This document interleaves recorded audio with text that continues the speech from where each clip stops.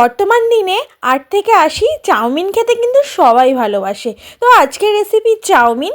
তো এই চাউমিন বানানো খুবই সহজ আর প্রত্যেকেই চাউমিন বানাতে পারে আজকালকার দিনে। তবে আমি কিভাবে বানাই সেটাই তোমাদের সাথে শেয়ার করব। প্রথমে জলটাকে আমি ফুটিয়ে নিয়ে তার মধ্যে লবণ আর সাদা তেল দিয়ে নিলাম। তারপর চাউমিনগুলোকে দিয়ে দিলাম আর জলটা ভালো করে ফুটিয়ে নিয়ে গ্যাসটা আমি অফ করে দিয়েছি, যাতে চাউমিনটা বেশি সিদ্ধ না হয় আর এতে খুব ভালো হয়, যাতে গ্যাসটা অফ করে দিয়ে। তারপরে দেখো আমার চাউমিন কিন্তু ভালো বয়েল হয়ে গেছে। আমি একটা পাত্র নিয়ে নিয়েছি এই চাউমিনটাকে নামানোর জন্য। তো এর থেকে আমি জলটা ঝরিয়ে নিলাম। তারপরে দেখো আমি চাউমিনটাকে ঠান্ডা জলে ধুয়ে নিচ্ছি।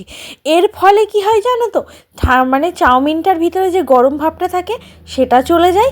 তারপরে চাউমিনগুলো যত জল শুকিয়ে যাবে তত চাউমিনগুলো ফুলতে থাকে। তবে চাউমিন করার আধ ঘন্টা আগে এটা করে রাখলে কিন্তু খুব ভালো হয়। তারপরে আমি এখানে 2টো ডিম নিয়ে নিয়েছি আর ডিমে লবণ দিয়ে নিলাম। তারপরে এটাকে সাদা তেল দিয়ে দিয়েছি কড়াইতে। তো এটাকে আমি ভুজি করে নেব।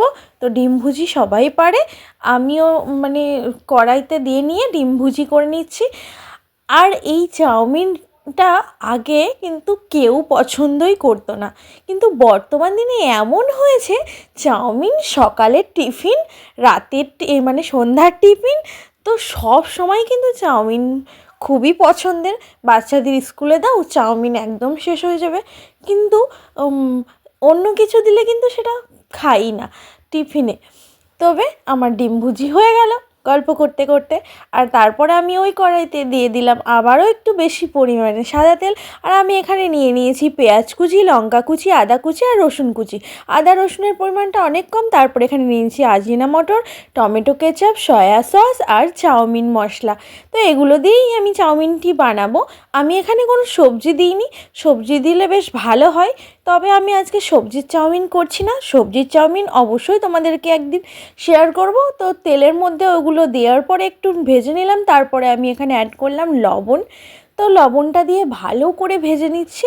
খুব ভালো ভাজবে না, লাল লাল করে বা পোড়া পোড়া করে কিন্তু পেঁয়াজগুলো এখানে ভাজা যায় না। তো আমি এখানে দিয়ে দিলাম আজিনামোটো। এটা দিলে কি হয় বলো তো, চাউমিনের স্বাদটা না অনেকটা পাল্টে যায়। তুমি দোকানে দাঁড়িয়ে দেখবে যে এটা কিন্তু রেস্টুরেন্ট বা পাড়ার মোড়ের দোকান যেখানেই বলো এই আজিনামোটো দেয়ই। তারপরে আমি এখানে দিয়ে দিলাম সয়া সস, টমেটো কেচাপ, সমস্ত কিছু দিয়ে দিলাম। আর এরপরে দিলাম চাউমিন মশলা। আর আমি কিন্তু এখানে লবণটা একবারে দিয়েছি, তোমরা তোমাদের পরিমাণ মতো কতটা লাগবে একবারে দেবে। বারবার লবণ দিলে কি হয়, চাউমিনের না সব জায়গায় লাগে না, কোথাও লবণ বেশি হয়ে যাবে, কোথাও কম হয়ে যাবে। তাই জন্য লবণটা একবারে ওই পেঁয়াজের সাথেই দিয়ে দেবে। তো চাউমিন মশলা দেওয়ার পরে আর নেড়ে নিয়ে আমি এখানে আবার চাউমিনগুলো দিয়ে দিলাম। তো চাউমিন দেখবেন নাড়তে খুব সমস্যা হয়, ভালো করে ভাজতে। তার জন্য কিন্তু বড় কড়াই অবশ্যই দরকার। তবে আমার কাছে আপাতত বড় কড়াই ছিল না, এই কড়াইটাই ছিল। তো খুব কষ্ট করেই বলতে পারো একটু নাড়াচাড়া করে নিচ্ছিলাম। ফোনের ক্যামেরা অফ করে করেই নাড়তে হয়েছে, কারণ এক হাতে ফোন এক হাতে নাড়া একদমই সম্ভব নয়, চাউমিনটা বিশেষ করে। তো ভালো করে ভেজে নিচ্ছি।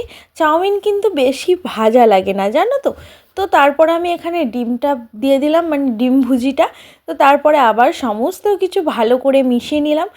তো চাউমিন বেশি ভাজলে কি হয়, শুকিয়ে যায়। তো তারপরে চাউমিন থেকে টেস্টটা কমে যায়। তো সামান্য একটু ভেজে নিলেই চাউমিন কিন্তু বেশ লাগে। তো তারপরে আমি দেখো ডিমটা মেশানোর পরে আমার চাউমিন ভাজা হয়ে গেছে। আর এখানে সমস্ত সবার চাউমিন গুছিয়ে নিয়েছি। তো চাউমিন খাচ্ছি। আর আজকের রেসিপিটি কেমন লাগলো অবশ্যই কমেন্ট করে জানাবে, লাইক করবে, শেয়ার করবে। আর আমার চ্যানেলে যারা নতুন তারা চ্যানেলটিকে অবশ্যই সাবস্ক্রাইব করে দেবে, পাশে থাকা বেল আইকনটি ক্লিক করে দেবে, যাতে আমার ভিডিও নোটিফিকেশন তোমার কাছে আগে যায়। তো আজকের মতো এই পর্যন্তই, দেখা হবে খুব শীঘ্রই পরের একটা ব্লগে বা রেসিপিতে। আজকের মতো বাই।